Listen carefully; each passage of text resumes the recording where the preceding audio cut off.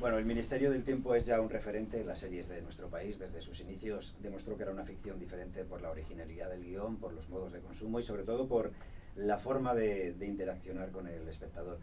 Es el mejor ejemplo de lo que llamamos narrativas transmedia. Uno de los culpables es Pablo Lara, guionista, director. Su último proyecto, Salva el Tiempo. Pablo, ¿qué tal? Muy buenas. Muy bien, buenos días. Vamos a empezar por Salva el Tiempo. ¿Qué es? ¿Qué lugar ocupa en la transmedia del Ministerio del Tiempo?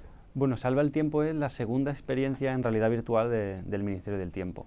Ocupa una de las patas que en la segunda temporada ya hicimos el primer capítulo en realidad virtual, que parece como un titular de marketing, pero fue la primera serie en el mundo que lo hizo. Y en esta tercera temporada hay una segunda pieza en realidad virtual mucho más interactiva, es prácticamente un videojuego y se enmarca dentro de la trama del Ángel Exterminador y todas las amenazas que recibe el Ministerio del Tiempo a través de esta gente, ¿no? Entonces es verdad que es una pata nueva de todo el universo transmedia del Ministerio, se engarza muy bien con el guión lo ha escrito Javier y lo hemos escrito Javier y yo, y la dirección se ha hecho, bueno, lo he hecho yo con Rafa Pavón del equipo de Future Lighthouse, que son la empresa encargada de hacer toda la aplicación de realidad virtual, y se enmarca como una pata en un medio donde todavía no se ha tocado mucho, ¿no? Entonces es verdad que nos gusta mucho y sobre todo el proyecto que nace a partir del departamento de I+D de Televisión Española, con Fran Llorente y Nacho Gómez a la cabeza.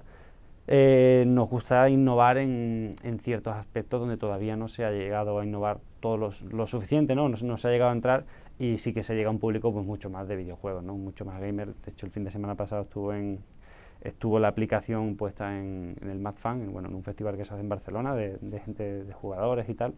Y aquí en Madrid, la Madrid Game Experience, que también estuvo, y todo el mundo que fue lo pudo probar. Había colas de 2 horas para poder verla y la verdad es que bueno, muy contento con esa parte, sí. ¿Cuál es el argumento? El argumento es que tú, como estás trabajando en realidad virtual, eres la primera persona, eres el jugador. El Ángel Exterminador ha atacado el Ministerio del Tiempo, te ha encerrado en una habitación y para colmo ha puesto una bomba en un pasillo, en una de las puertas, donde es la que coincide con que Lola está intentando descifrar un chivatazo de atentado de las Cortes de Cádiz, ¿no? El Ángel Exterminador es una secta, ¿no? Por así decirlo, que busca volver al absolutismo, ¿no? Busca volver y quitar todas las trazas de la ilustración, ¿no? de España.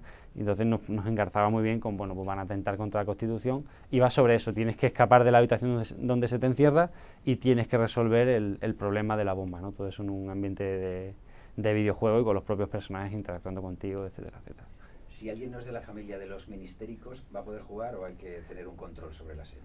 No, precisamente lo hemos hecho de dos maneras, ¿no? Yo creo que a la hora de hacer un producto tienes que pensar en los fans de la serie, pero en los que no son fans, y se pueden hacer fans, ¿no? A través de ese producto, ¿no? Pasó igual con el cómic, que cuando hicimos el cómic queríamos que fuera una pieza de cómic para que los fans lo disfrutaran mucho, pero también para que la gente que está acostumbrada a leer cómic viera que era un buen cómic, ¿no? Que era una buena historia adaptada al formato cómic, ¿no? Lo pueden ver cualquiera, o sea, cualquiera que tenga las gafas de realidad virtual de PlayStation, las de HTC, las Oculus, que son gafas de realidad virtual que son mucho más potentes porque te permiten tener la experiencia, ¿no? Porque es una experiencia en la que coges objetos, te mueves, puedes agacharte, etcétera, etcétera. Y todo el mundo la puede jugar porque al final no deja de ser un escape room y encontrar pistas para desactivar un problema, ¿no? Vamos a ir con las narrativas de transmedia. Para quien no controle aún muy bien, o sea, ¿cómo lo definirías? ¿Tú qué dirías que son estas narrativas? Bueno, es verdad que ya y a lo mejor queda mal, pero ya el término me empieza a cansar porque todo el mundo la repite, ¿no?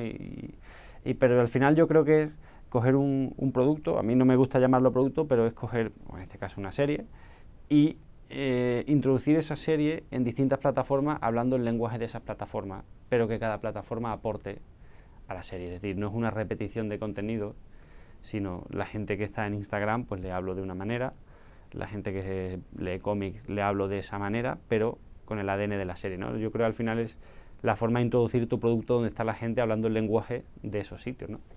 Yo hablaba con Javier claro, yo le decía, ¿cómo se construye un proceso así? Bueno, o sea, yo lo veo súper complicado. ¿Por dónde se empieza?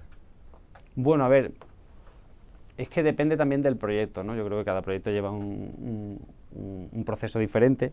En el Ministerio del Tiempo, en la primera temporada, el equipo de RTV Digital, que yo trabajaba ahí en ese momento, al final este tipo de cosas siempre vienen como un poco, no impuestas ni mucho menos, pero sí de la parte exterior, ¿no? La serie ya está hecha, ¿qué hacemos para crear una comunidad en torno a esto, ¿no? Entonces la primera temporada el trabajo de todo el equipo fue crear una comunidad, un público, ¿no? Yo creo que uno de los problemas que hay cuando se habla de toda esta parte de la narrativa transmedia es que la gente se queda con el artificio, con los fuegos artificiales, con mira la cantidad de cosas que hemos hecho, pero lo más importante y la primera fase de todo es crear un público que te vea, porque tú puedes hacer 200.000 millones de cosas, pero si no tienes un público que sigue tu producto, que sigue tu serie, es un esfuerzo, creo que tirado en balde, ¿no?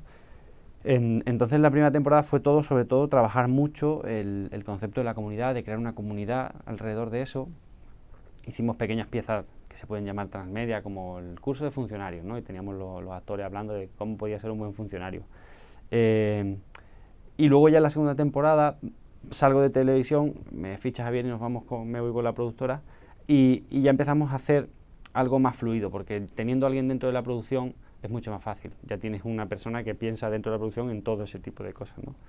Y ahí fue cuando, por ejemplo, se creó el podcast, ¿no? de Rodolfo Sancho. Pero al final el podcast de Rodolfo Sancho surge de un problema hacer una virtud. Es decir, el personaje se va, hay que hacer el equipo de Javier hace una Biblia nueva porque el actor no está durante X capítulos y pensamos, bueno, es un actor principal, ¿cómo hacemos para que ese personaje esté siempre con nosotros? Creo que están llamando.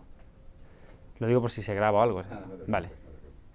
Entonces, ¿qué hacemos con ese podcast? Pues decimos, vale, si Rodolfo sale en el capítulo 1 y vuelve en el capítulo 7, ahí hay 7 capítulos que no sabemos qué ocurre ahí. Pero cuando recuperamos al personaje en el capítulo 7, hay un pequeño flashback con ciertas pinceladas de lo que ha pasado, ¿no? Que ha estado en Cuba, bueno, que ha tenido ese problema. Entonces, en ese momento decimos, vale, hay 6 capítulos, vamos a llevar el personaje a radio. Hacemos un pequeño podcast de 2 minutos donde él cuente qué está viviendo allí, ¿no? A través del equipo de ficción sonora de radio y televisión, que son maravillosamente buenos. Creamos los guiones y fuimos con el actor a grabar, ¿no? Pero todo ese proceso lleva el mismo proceso de un capítulo. Es decir, te lees toda la documentación, yo no sé cuántas páginas leímos, no sé, mil y pico de cómo eran las cosas en Cuba, cómo eran los soldados, y ahí empezamos a hacer una pequeña trama para que luego engarce perfectamente cuando vuelve a la serie, ¿no? Tú lo ves como un todo. Lo más importante es que si tú ves la serie sola, la entiendes perfectamente, pero si quieres profundizar más, tienes más contenidos que aportan, no es repetición, ¿no? Entonces es verdad que cuando salió el podcast de Rodolfo, que se pensaba que el podcast de ficción en una serie no funcionaba bien, porque se pensaba así, fue lo más escuchado durante los meses que estuvo en emisión de toda la web de RTV, o sea, lo más escuchado de todos los programas de radio, de todo, el audio más escuchado fue el podcast de Rodolfo, ¿no? Entonces nos da una idea del proceso. Entonces el proceso al final es, vemos los hilos que se quedan sueltos en la tele para poder sacar a otra plataforma. Es eso. Yo, fíjate que Javier también me hablaba del cómic, como tú has hablado, me habló también de los podcasts. Yo te quería hablar, por ejemplo, cómo surge la idea de la web serie, por ejemplo, Angustias. Pues mira, eso es un tema porque es un personaje que cuando vimos en redes que funcionaba muy bien, y es que le tiene mucho cariño, ¿no? La gente tiene mucho cariño al personaje de Angustias, porque al final Angustias es como la madre o la abuela de todos que está ahí, que es una secretaria, pero que también tendrá su visión de las cosas, ¿no? Y surge de esa manera. ¿Qué ocurriría si Angustias encuentra una cámara y se pone a grabar lo que ella piensa, ¿no? Entonces lo hicimos de esa forma, dijimos, oye, Javier, vamos a meter en un capítulo que ella encuentra una cámara, de hecho aparece en un capítulo de, oye, ¿esta cámara de quién es? Nadie sabe quién es, y con esa cámara Angustias se graba.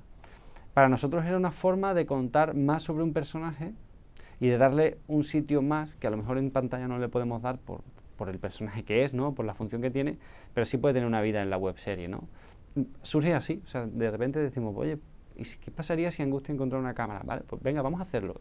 Y se hace, ¿no? Y al final, y aparte que Chesca, la que hace de Angustia, es un amor de persona y se presta totalmente a hacer todas estas cosas, ¿no? ¿Qué función juegan los seguidores, los espectadores, los ministerios? O sea, pues al final es todo. Es decir, o sea, no es todo o nada, y todo y nada, no puedo decir que sea así, pero al final son el sustento de un producto. O sea, yo creo que se nos tiene que quitar un poco de la cabeza, o sea, sí, tenemos que tener una autoría y hay que tener una autoría con las cosas que se hacen y eso somos nosotros los autores, pero no hay que hacer el típico comentario de no me importa mi audiencia. Es decir, mi audiencia también tiene que entender las cosas que yo hago, o por qué hago estas cosas, y por qué no hay tramas de amor, y por qué no hay, porque la serie es como es, pero al final el cariño que nosotros recibimos por parte de la audiencia, en cierto modo se lo devolvemos con este tipo de cosas, y ellos lo ven. Cuando has empezado me has comentado, ¿no? Es un referente de cómo se interactúa de manera diferente, ¿no? Yo creo que las redes sociales al final son lo mismo que cuando vas a la carnicería y compras carne, te gusta que el carnicero te diga qué tal salió, cómo te has... Yo creo que al final las redes sociales dan una potencia, no tanto, que sí, o sea, de distribución, que es una potencia muy fuerte, pero yo creo que es una potencia de nivelar todos los niveles, es decir, ya no es la serie la que está arriba y todo el mundo lo ve y es como algo inalcanzable, ¿no? La serie baja al mismo sitio donde están los demás para hablar con ellos, ¿no? Y yo creo que al final eso es lo bueno de las redes sociales, ¿no? Más allá de... Y hay veces que veo, no, porque somos la lista de las series más comentadas, ¿no? Porque somos trending topic. Todo eso está fantástico y es genial, pero yo creo que la potencia de las redes sociales es que es una comunicación uno a uno y cualquier espectador puede hablar y recibir una respuesta de la serie, porque hay alguien detrás, ¿no? Yo creo que ahí es donde está la clave de que el Ministerio del Tiempo tenga tanto cariño con los seguidores, porque sabe que están ahí, ¿no? Yo creo que es una cosa así. ¿Cuál de todas las plataformas ha funcionado mejor? Pues mira, obviamente en el Ministerio ha funcionado muy bien Twitter, porque es el directo, ¿no? Es el evento, se ha creado un evento alrededor de cada capítulo y al final comentamos todo y hacemos todas las bromas ahí. Pero por ejemplo en otras series, como la última que hemos hecho de Si Fueras Tú, ha funcionado mejor en Instagram, pero porque nuestro público está en Instagram, porque es un público mucho más joven, ¿no? O sea, al final el Ministerio yo lo veo como un todo, es decir, es como todo lo que se ha hecho. Hablar de plataforma que funciona más, pues obviamente Twitter es la que más ha funcionado, y Facebook, ¿no? Que están ahí, o sea, Facebook son 108.000 o algo así, y Twitter son 160 y algo. Pero como te digo, cada producto tiene un diseño y cada producto se tiene que habituar al público donde va y la plataforma en la que está, ¿no? Y pues yo creo que debe ser de los más exclusivos que hay en el mundo. ¿Qué hay que hacer para entrar en el WhatsApp del Ministerio del Tiempo? Bueno, pues mira, el WhatsApp simplemente fue una cosa que se nos ocurrió en la primera temporada, y era cómo utilizamos WhatsApp para hacer que fuera una experiencia, ¿no? Para que, o sea, una de las cosas que más aprendemos, por ejemplo, de Apple, ¿no? Apple, comprar cualquier producto de Apple es una experiencia, la caja está perfecta, todo está en su sitio, ¿no? Y yo creo que al final eso tú como consumidor lo notas, ¿no? Pues en el Ministerio era un poco igual, siempre con la intención de innovar y de utilizar otras herramientas que no se han utilizado, dijimos, bueno, ¿cómo hacemos un grupo de WhatsApp? Y ahí fue cuando dijimos, bueno, pues lo hacemos exclusivo, que tengan que rellenar un examen y tú entrabas a formar parte del grupo de WhatsApp y recibías vídeos de los actores, material confidencial o material que había que compartir y tal. Y lo que hicimos fue que de 10 que entraban, salían 5, volvían a entrar 5 y era como una competición entre ellos, que no era tal competición porque al final acabamos como con casi 100. Los que salían habían hecho un grupo paralelo que son muy amigos entre ellos, ¿no? Y al final lo único que había que hacer era hacer un examen y que entraran los que elegimos, pero claro, en la primera temporada hubo 800, pero creo que en la segunda y en la tercera había más de 5.000, entonces claro, es una locura, ¿no? Dicen que los actores que se meten tanto en el papel, pues muchas veces acaban por creerse el papel y casi lo llevan a su vida real, ¿no? ¿Te has levantado alguna vez pensando que estabas en otra época? O sea, no me he levantado pensando que estaba en otra época, pero ayer terminó la serie, ¿no? O no sabemos hasta cuándo acabará, y es el momento de soltar el teléfono y decir, ya está, necesito descansar. Y sí que he notado a veces de estar muy acompañado por mucha gente, pero de estar tan centrado y tan metido en que al final te encuentras un poco solo, ¿no? Entonces, el trabajo con redes es muy gratificante, o el trabajo transmedia, ¿no? Porque al final es verdad que la parte de community manager, ¿vale? Que es una palabra que está muy devaluada y que creo que no debería ser así, porque es la base de cualquier cosa. También la hacemos dentro del equipo y yo me pongo a contestar, o sea, no pasa nada. Un día ruedo realidad virtual y el día siguiente contesto, ¿no? En Twitter o en Facebook o donde sea. Pero es muy machacona, o sea, porque tienes que estar constantemente, ¿no? Y al final te gustaría sentarte a escribir o a leer. Entonces ahora que hemos terminado, pues damos un parón, pero sí que hay veces que estás muy sobrecargado de redes, sí. es muy difícil, yo creo que hoy en día no haber tenido algún tipo de contacto con el Ministerio del Tiempo, a gente que conozco, que pues, no he visto la serie, pero sé de qué va, o me he visto un capítulo, o he interaccionado de alguna forma, ¿no? con alguna de estas plataformas que estábamos hablando. Narrativa transmedia, sabiendo que no te gusta mucho, ¿verdad?, la palabra, todo eso también ha influido, por ejemplo, que al final se esté doblando hasta por los propios consumidores en China, que se vea que tenga seguidores en todos los puntos del mundo, ¿no? Por supuesto, o sea, al final yo creo que toda esta narrativa y toda esta... porque al final lo único que hace es que crece, y va creciendo como una piedrecita que tiras en un estanque, ¿no? Y hay ondas, ¿no? Yo creo que al final el trabajo es ese, es decir, no es mira qué guay somos, mira todo lo que hemos hecho, sino si yo soy capaz de que alguien compre el juego de mesa del Ministerio porque le gustan los juegos de mesa y mete el Ministerio del Tiempo en su casa como un juego de mesa, ya está hecho, ¿sabes? Esa es la, yo creo que esa es la madre, ¿no? O sea, no hay una fórmula de la Coca-Cola, no hay una fórmula esto funciona y esto funciona, no. Pero gracias a, primero, es muy necesario para hacer una narrativa transmedia, o llámala como quieras, que la serie sea buena, o el producto sea bueno. Y el Ministerio del Tiempo tiene todos los ingredientes para que sea un producto de calidad, muy bien hecho, muy bien escrito, una idea maravillosa de Javier y de Pablo Olivares. A partir de ahí, todo lo que se hace es bueno, ayuda. Nos comentaba una chica que presentamos la realidad virtual en Sitges, y nos comentaba una chica que estuvo allí con nosotros, que ya es china, que el Ministerio del Tiempo en China es súper famosa, pero porque la gente se hace los subtítulos pero es súper famosa en China. Y ahí es cuando te dicen algo así y dices tú, hostia, ¿en serio? En China no, en China pues la serie se descarga mucho y la serie le hace muchos subtítulos y tal, ¿no? Y yo creo que al final es un poco la democratización, gracias a entrar en las distintas plataformas donde está la gente, la democratización de un producto, ¿no? Necesita respirar, he oído, último capítulo, ya veremos qué ocurre más adelante. ¿Qué es lo próximo? O sea, hemos empezado hablando de ese salva el tiempo. ¿Hay algo ya planteado para que, aunque esté respirando en sí la serie, siga funcionando? Sí, estamos trabajando en un cómic nuevo, pero eso supongo que en primavera verá la luz. Pero estamos trabajando en él porque nos parece que hay historias que todavía tienen que contarse y que si no podemos contar en televisión, podemos contar en un TVO, ¿no? Y sobre todo porque al final nos gusta mucho la tradición, ¿no? Y creo que los TVO es muy nuestro también, ¿no? Y los cómics. Y sí, seguirá respirando seguro. Muchísimas gracias, Pablo. A ti.